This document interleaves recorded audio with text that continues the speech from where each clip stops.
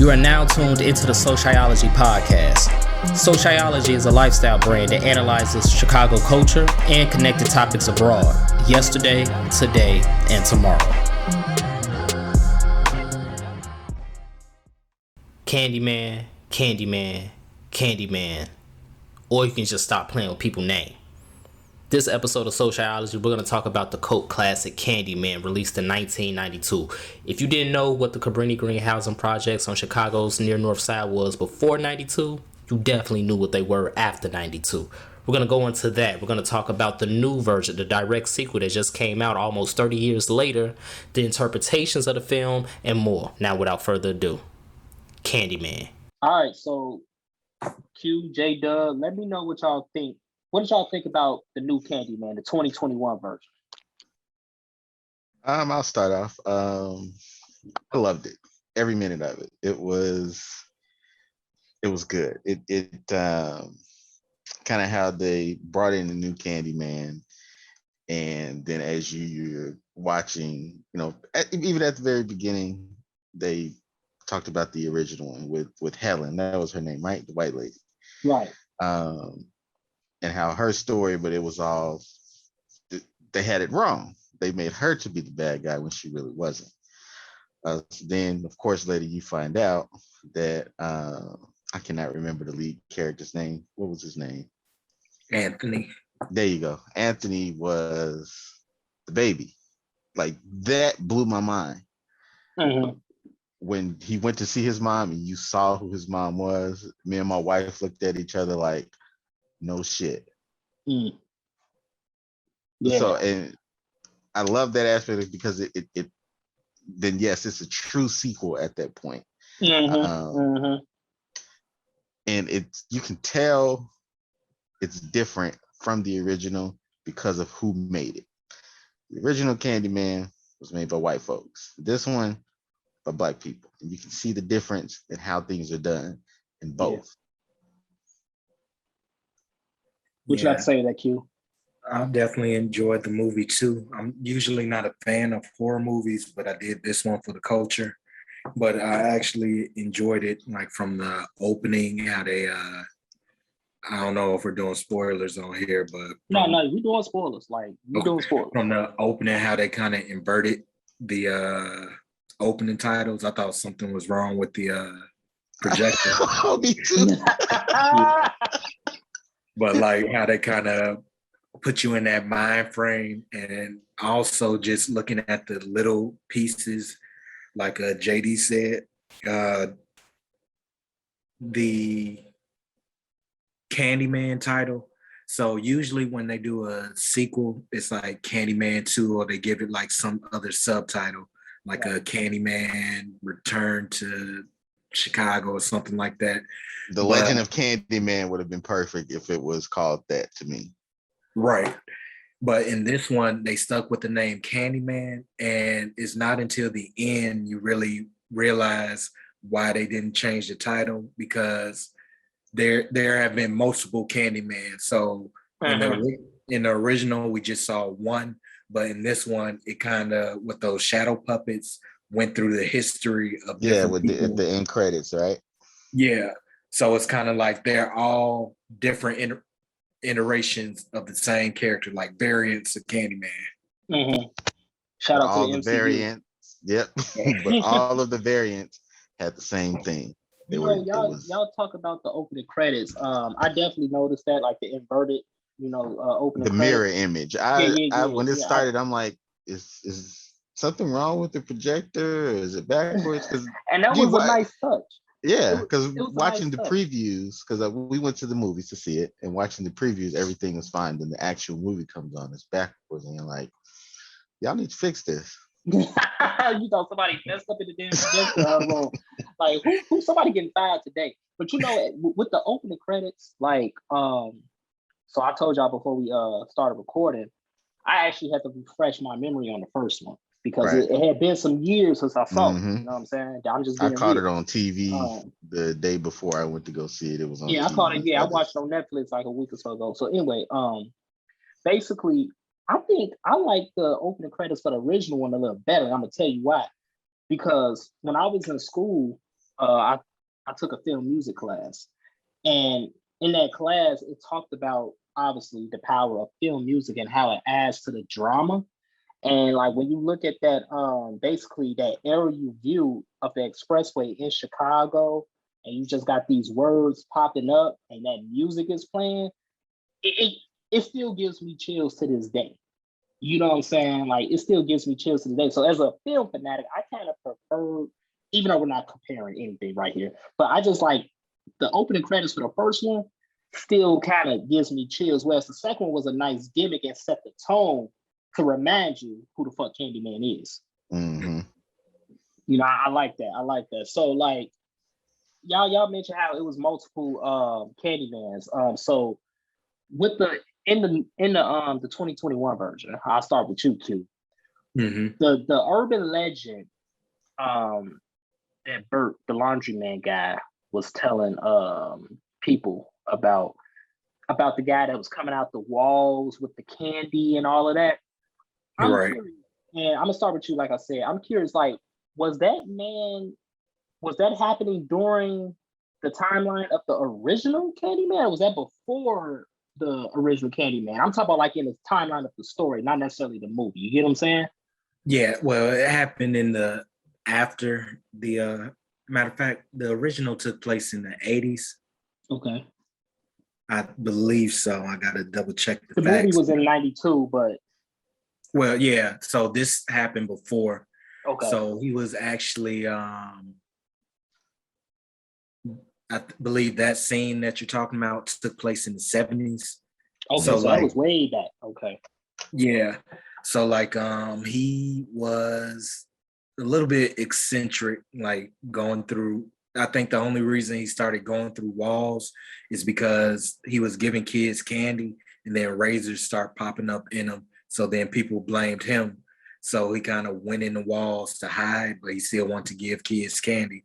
Like nothing was wrong with it essentially, but I guess the way he went about it was a little bit weird. Right, so absolutely, shit. I mean, how many times you went trick or treating and your parents told you, "Hey, nah, don't take," you know what I'm saying? Like, let me check that candy first.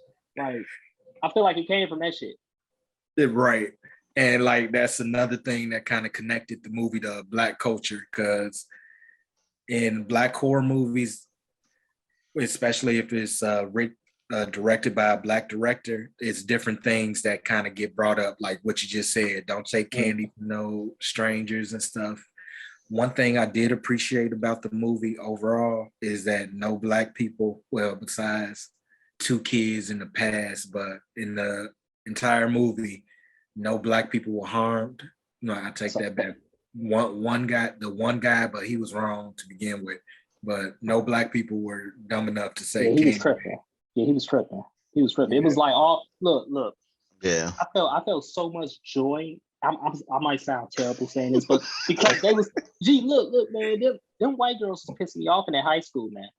They was pissing me the fuck off, and I felt so much joy when he just massacred their asses, and the Black girl was in the stalls just had, and he didn't even touch it. But what you notice in that scene, the one who walked out was a little Asian girl. Yeah, she got the fuck about it.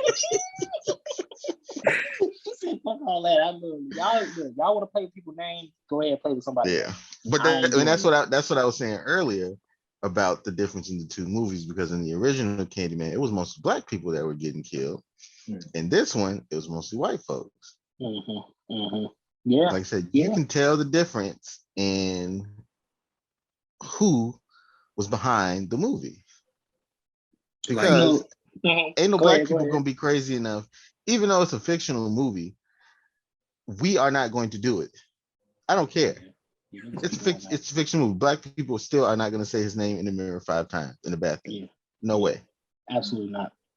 Absolutely not. And like, the Black people that was getting killed in the first one, like it was off screen, right? So like the thing that brought them to Cabrini Green in the first place, when they were trying to investigate the murder of the woman that, got killed by Candyman and shit, we ain't see that, right? But the first one opened up with a white girl playing with this man's name. You know what I'm saying? The very first scene, you know, she was playing with this man named got gutted. I think he killed the psychiatrist too.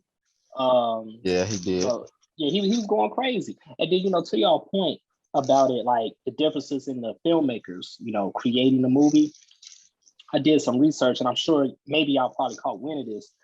It was a kiss scene between Tony Todd and, you know, the main character Helen in the first one, but they took it out. And the reason why they took it out is because it was interracial romance. That's what they said. Tony Todd said it, and the actress that played Helen, I forget her name, something Madsen, I think.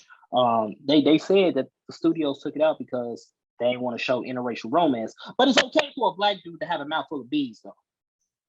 And not only that, that's was his story in an interracial relationship. That was that Candyman story. Right. Because there has been, like you saw through the credits, there were different variations of Candyman. All come from him being killed by white people. Yeah. Specifically, white people in authority. Right. He was basically lynched by a lynch mob.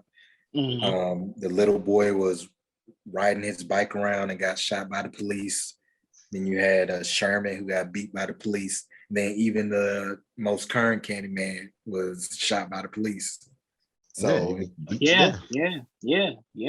And shit, CPD, Chicago Police, racist in a motherfucker. Yeah. They used to be racist in a month. Well, still are, I'm sure. But you know what I'm saying is, back in those days, the 60s, you know, during the original Mayor Daley's administration, they was fucking black people up, bro. So I do kind of like what you just said, Q, about how, like, if you look at every variant of them, they was killed essentially by a quote unquote lynch mob, however you want to define that as. You know what I'm saying? All because he was in love with a white woman. And we've seen this story a million times in history, haven't we? You know what I'm saying? Like, somebody said that Candyman was the original Get Out. What y'all got to say about that? He was originally what? It was like the original Get Out, like in the sense of like, you know, black men like dating in love with a white woman. No, but that was only that particular Tony Todd's version. That was his story. All the other Candyman, it didn't have anything to do with a white woman. It was just because like the one that was killed in the store, like he was buying something, like they didn't have words or whatever, but he was buying something, he was stabbed in the back by a white man and lynched and everything. Then he came back and killed everybody who did something to him. And even the Candyman of the new movie still had nothing to do with a white woman. It was absolutely not. He had him a sister. He you know, they thought he was putting raisins in candy. Oh, you talking about that one? You talking about that one? Yeah. That nigga. Well, I'm talking about that one. Well, no, not Anthony, but even still with Anthony, he, you know, he became Candyman because he was chosen to be. Chosen by who though? Chosen by Burke or chosen by Candyman himself? By Candyman himself, because remember he was going to take him at first. Right, in the first one when he was a baby in the bonfire and shit. So Candyman like came back for him like, yo, told you was my man's. You know what I'm saying? It's kind of like, you know, Candyman like was like one of them deadbeat fathers that went to the stove, don't show back up for like 30 years later, like, hey nephew, hey son. You know what I'm saying? I see we doing big things. You know, I do like the touch though about how, you know, so Anthony lived in a gentrified Cabrini Green. Right. You know, I do like how they touched on that. And how like they basically acknowledged the fact that, you know, Cabrini Green today is not the Cabrini Green of yesterday. Right. And that, you know, a lot of people here don't really know shit about the past. And like, I feel like that's because a lot of them probably never lived out here out there. Correct. So I don't live in Chicago anymore, but I know. I still know. But you from here though, you know, so it's like, you know, so like I kind of like that angle. Maybe I'm looking too deep into it, but I kind of interpret it as like, you know, even Anthony, because let's be real, Black people do participate in gentrification too. Yes, right? They do. It's not just white people. So I feel like even with Anthony, it was kind of like one of those things, like, even though he was from there, he didn't know he was from there, right? but he ain't really know shit. So like the whole bit about him, going to Burke and wandering through Cabrini Green, taking pictures and stuff, he was doing the same shit Helen was doing. You know what I'm saying? Yeah. Doing the same shit this white woman was doing, albeit it was a different reason why he was doing it, but it was the same thing. And it just as a sidebar, it's an interesting note, just to kind of illustrate what I'm trying to say here. So it was a boy that was killed in Cabrini Green like a year or two ago. I want to say it was like a year ago. 9-year-old boy named Janari Ricks. I read a whole story about it because like the row houses are still there. The high rises aren't, but the row houses are still there. And in that piece, residents were saying how like the new residents of Cabrini Green, the gentrified residents, don't want them there. They're like trying to push them out. You know what I'm saying? It's like they're trying to like erase all of the past. And Bert, even though his plan was maniacal and he was tripping, let's just keep it real. Yeah. Do you think that angle was probably Bert trying to keep the past alive, despite how ugly it was? The way I kind of view it is that Candyman, at least this iteration of him, was like a Black superhero. So like in the original one, the focus of the film was like the horror of the ghetto, and Candyman was kind of used to represent that horror. In this one, Candyman represented the horror of gentrification and how he kind of came and only killed people that kind of played with his name. So first you had the art owner and the intern that didn't really care about the art. They were playing with his name, got killed. Mm-hmm. Then you had the art critic who kind of talked down on his work, Anthony's work. She got killed. Yeah, then you got the teenage. Yeah. Then like you mentioned the teenage girls.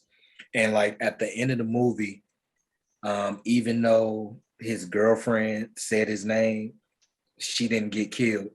And I found you see who he did kill though. He killed all the motherfucking cops. Mm-hmm. Yeah. And the original Candyman told her, tell everyone. So it's kind of like Candyman in this sense was protecting the ghetto. So in order to protect the area, everybody has to kind of fear his name. Mm-hmm. So the more people won't gentrify the area and hopefully move out. So it's kind of like the crazy guy who was trying to do it in the first place did get what he want. It was just the way he went about it was kind of evil, crazy. Yeah, very crazy and evil. I like how you said that, like a superhero. Like Candyman went from because that's even what was the guy's name? William, I think the laundromat owner. I can't remember William his Burke. name. Yeah. So he even said that like we need to bring fear back into these people. Like they're not scared. They're out here. They're just coming out here, tearing stuff down, moving in, thinking it's theirs. We need to make sure they fear us. I mean, yeah, what he's doing is it's horrible, but I get it. Like, yeah.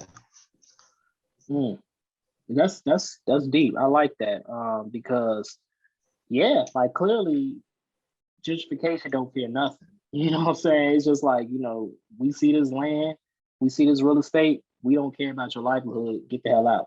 And again, like, when I read the whole story about Janari Ricks and, just how the remaining residents of the row houses out there was just talking about how the gentrified people treat them. Like on 4th of July, they said that the gentrified residents was like throwing stuff at them off their balconies because, they living in the high rises now. You know what I'm saying? Like, just like, come on, man. Like, Candyman deserved to fuck your ass up for that. You know what I'm saying? Straight up. But I do love how in this new one, I love the performance of Anthony. What's the actor's name? Yahya Abdul-Mateen. Yeah. I loved his performance. I loved how, just if you look at the contrast of his descent into paranoia, just like Helen's descent into paranoia, his was the pacing was very well. I'm gonna say that the pacing was very well, like, and it was like kind of parallel to his frustration with his artistic journey, and it's like the more he became creative, the more he became the new variant of Candyman at the same time. I kind of like how they had both of those storylines in his life running parallel like that. What other performance stood out to y'all in the 2021 version? Not necessarily a performance for me, but the music in that movie was perfect. Yeah. Just I'm trying to remember what scene it was that it was just like an eerie some eerie music playing, but it was just so captivating and it just kept you interested. Like I cannot remember the scene, but the music in that movie it was great. I think who I liked in there was the mom because she captured her role perfectly. As small as it was small on screen time, but huge in impact. Right, like she was trying to protect her son from trauma, and then he was trying to say to Candyman, she like, and like, nope, don't say that name. If that were to happen to any of us, our moms would probably do the same. Like, better shut your ass up. Like, right. Yeah, I think her performance, even though it was small, was good. And Tiana Pierce, her performance was pretty good too. Actually, the brother, he was a comedic every time he was on screen. Yeah. You always need the comedic aspect to things to try to lighten up the mood. And I think it was you, Q, that said it earlier about how like you don't really care for horror movies. I don't either. Like I feel like horror is one of those genres that, like, if you want to talk about plummet, I think horror plummeted. You know what I'm saying? Like if you compare it to the 90s, I feel like the 90s was the last of the great horror films, in my personal opinion. But this was a solid, modern day horror movie, to me. I think Jordan Peele, he was the executive producer. He wasn't the director. Yeah, he was the executive producer. Nia DaCosta was the director. And she was like what, the first Black woman to hit some sort of milestone. Yeah. Film at the debut at number 1. Okay. So yeah, she did a great job, and I think Jordan Peele is doing the best he can to like revive the horror genre. But I say all that to say, like, I came into this movie really not checking for horror. You know what I'm saying? Like, I mean, I don't really care for horror like that, but it was a solid movie. I do. I love horror movies. I do. Like tonight, I'm trying to watch something called what is it? Malignant. I'm trying to watch that tonight. Oh, that sounds fucked up. That's like, that sounds fucked up. It sounds like some cancer type shit, some cancerous growth. It sounds like a blob or something. I do. I'm looking for, but I like horror. I do. So but it's, since I'm older, I don't get as scared, but you get the little jumps here and there. But I was looking forward to this one, and for me personally, it did not disappoint. I've seen other people talking about it, how it's too political, it's too this, it's too that. That's the point. Right. That's what Jordan Peele does, and that's what he's done in all of his movies. He's made some sort of point in each one of the movies he's been attached to. Yeah. And I think that's like a strong theme in a lot of Black horror movies. So like different genres of horror is, to me, if I see like a doll and sitting somewhere, I'm not finna buy it. I'm not finna touch it. But like horror movies like Candyman, Get Out. There was another one called His House. Yes, I've seen that. That was good. And it's all, I hate to make this comparison, but it's kind of centered around Black trauma, and it's kind of unavoidable. And I think that's like the really scary thing in these horror movies, is that Black person minding their business, but the horrors of gentrification are going to happen. The horrors of police interactions are going to happen. The horrors of having a white family judge you or look at you a certain way is going to happen. And I think that's what really makes the film good, when they can tie, like you said, different themes together. Yeah, and living in the projects, I didn't grow up in the projects. Let me just make that clear. I certainly, when Cabrini Green was Cabrini Green, I feel like I only been there once. All right. Because it's all the way on the north side of Chicago. We're south side. On the north. Yeah. So, but Cabrini Green, any Chicago Housing Authority project, it was nothing. It was horror there. You know what I'm saying? It was horror there. Like, that's where a lot of gang wars occurred. That's where a lot of violence occurred. Young girls got raped in stairwells. There was horror there. And, I guess to your point earlier, it's kind of like this modern day Candyman is bringing horror to the gentrified residents. And it's like letting you know, like, you ain't safe here either. You know what I'm saying? Like, y'all want to create a new Chicago, but it's the same terror. It's just new victims. You know what I'm saying? Right. Like that's one way to look at it too, because like, yeah, man, when you look at Black horror films, like what was that other one? Come on, y'all know it. With the little puppets and shit. Y'all know what I'm talking about. Tales from the Crypt. There you go. Yeah. Yeah, it's like Tales from the Hood. Tales from the Hood. Tales from the Hood. Tales from the Hood. Like, because we deal with so much trauma, it's kind of like, as Black creators, subconsciously we put that trauma in our stories sometimes, and we flip it. Man, you know what? I'm saying? I didn't even think of that. Now that you just said that about Tales from the Hood, about the different traumas that happen in people's lives. Yeah. Because the one that's popping out in my head now is the one with the little boy and the monster. And child abuse. It's really I can say that a lot of us that are our age now, we probably had near abusive fathers at some point. I will say my dad used to whoop my ass. Me and my brothers, he used to whip our ass.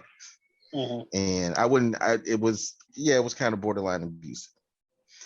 And going back to that, he was abusive to that little boy. He drew him as a monster. That's how he saw him. So you pointed that out. I'm like, there is trauma in that. There is Black trauma in that. There's a lot of Black trauma in that. It was trauma in the projects. It was trauma in Cabrini Green. I didn't have to grow up there to know that. You know what I'm saying? It was trauma in, Stateway Gardens, Robert Taylor homes, the Ickies. They all gone now. It's all gentrification on top of them. But that don't mean it wasn't trauma there. And, I guess that's why a lot of people get pissed off, at gentrification. It's not the fact that the projects are gone, because, you can ask anybody and they'll tell you the motherfuckers had to go, right? They did. They had to go. But it's kind of like, now you got all of these people just that are displaced. And then you got all these new people that's living their best lives on those same grounds. And not only that, not only that. Okay, I live in Portland. I've only been here for like 11, 12 years, but my wife, kind of grew up out here. And gentrification happened in an area that's known as Northeast Portland. That's where all the Black people used to live. So as you're saying, gentrification it's not that they're not mad that things are changing. I mean, some people are, but they're pushing people out and they're erasing history of the area. That's what they're doing. Like, my wife told me there used to be all these murals of Black murals all over the place in Northeast Portland, and they're gone. There's still like some there here and there, but majority of them are gone because they tore down the buildings, rebuilt, and the history of Portland, that area of Portland, is gone. So that's another reason, even in Chicago, you're tearing down history and you're rebuilding. But what you're doing is you're not making it better for the people who used to live there. You're bringing in all these new folks, mainly white people, or uppity Black folks that are going to look down on those people that used to live there, or that are still kind of in the area but are struggling. Which is going on right now in Cabrini Green. Once again, like still going. Like people think Cabrini Green is completely gone. It's not. There are still row houses that exist there. It's just obviously compared to what used to be in that neighborhood, it's a small fraction, but it's still there. And back to the movie, it's just like I kind of get Bert's intentions. He was just crazy as fuck with it. Like, hell's wrong with you, bro? Like, relax. Like when he saw my man's arm off in that church, I'm like, oh my god. It was like the sound effects of it. Like, I'm like, oh yeah. shit. He kind of like Killmonger from Black Panther. Even though he was the villain, you understand his intentions, right? Well, you get his intentions, but you're going about it the wrong way. Right. Hey, you would think though, like the whole movie with him like manipulating people, that he would put up a more stronger fight. He took out the game quick when old girl like caught him with that knife. G, it was over with. I'm like, damn, that's it. Even Candyman had to say, "I think he's dead."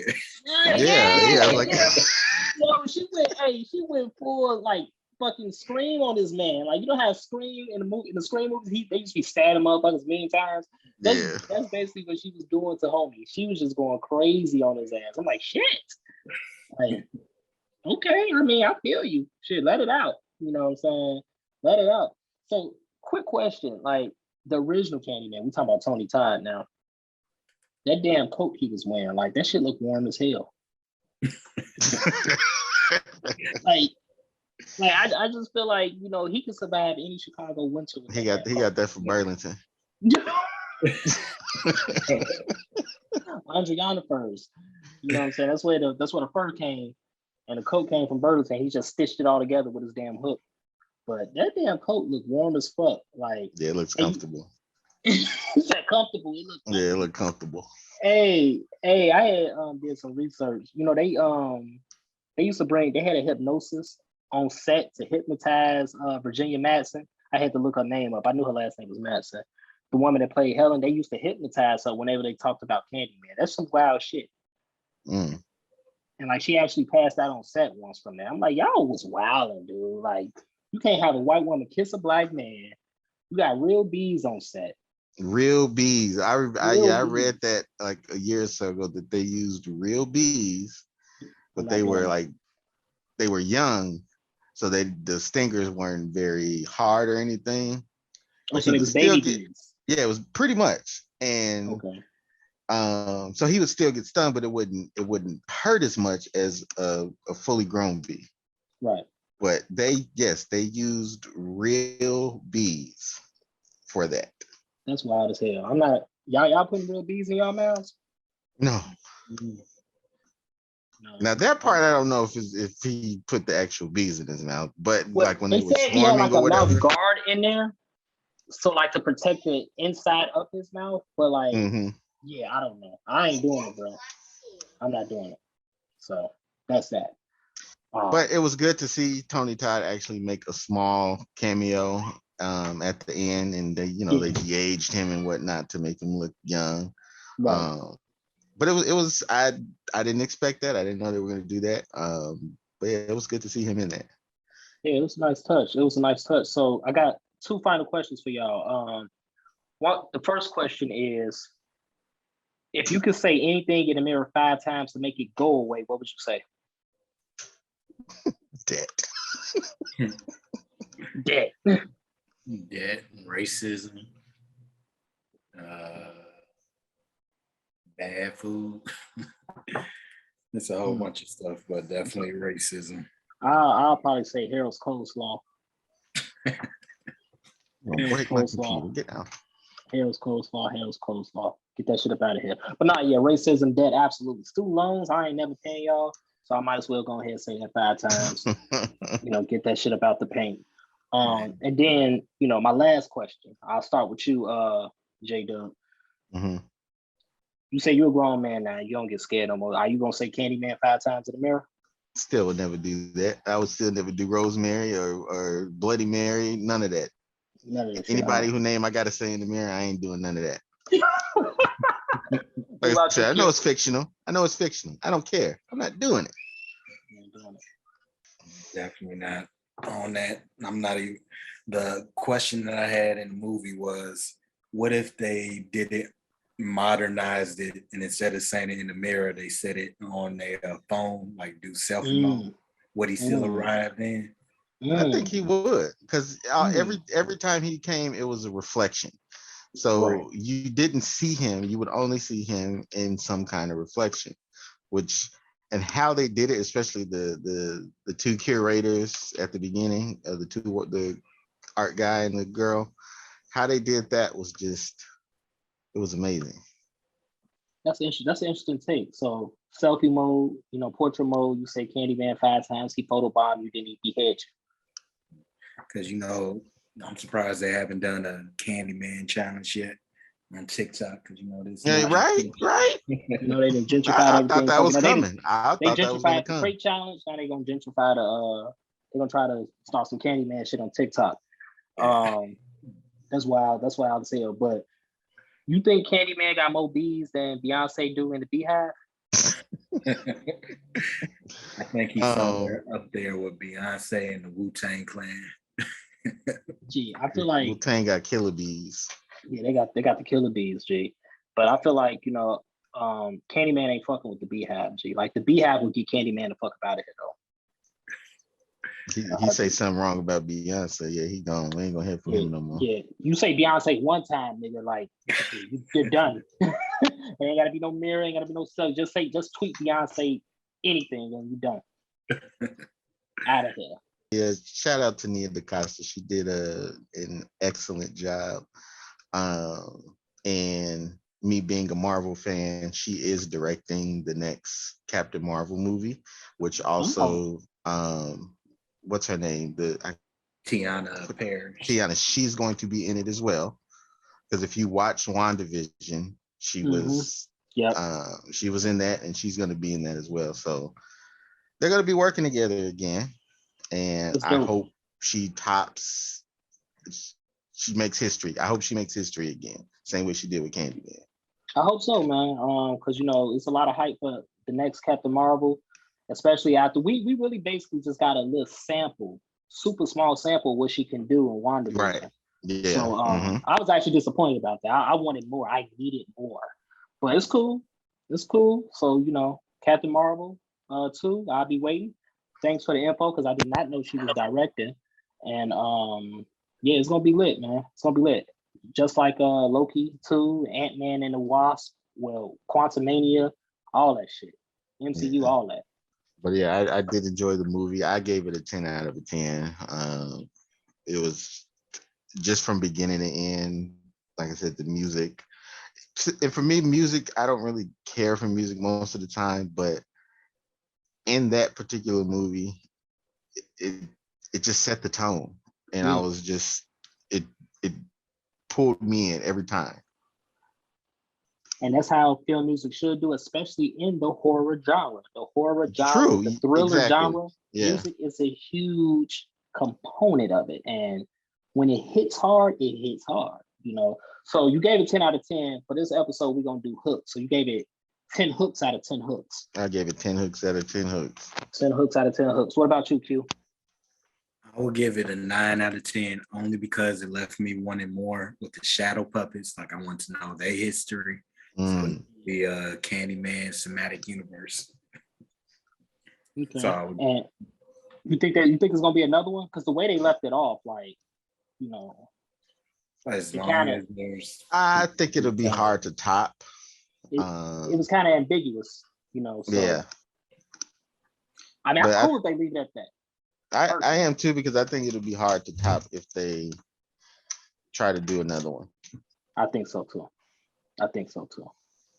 He just needs to go ahead and put that hook up, and retire it. You know what I'm saying? Just hang it up in the rafters. Yeah. Well, you keep that jacket though. Oh yeah, you don't need that. Winter is coming. Winter is coming. You don't need that. If you enjoyed this podcast, I ask for 2 things. Number 1, leave a 5-star review. And number 2, pass it on to a friend who may enjoy it as well. And don't forget to subscribe to our other podcast, Mogul Motivation from True Stories Media.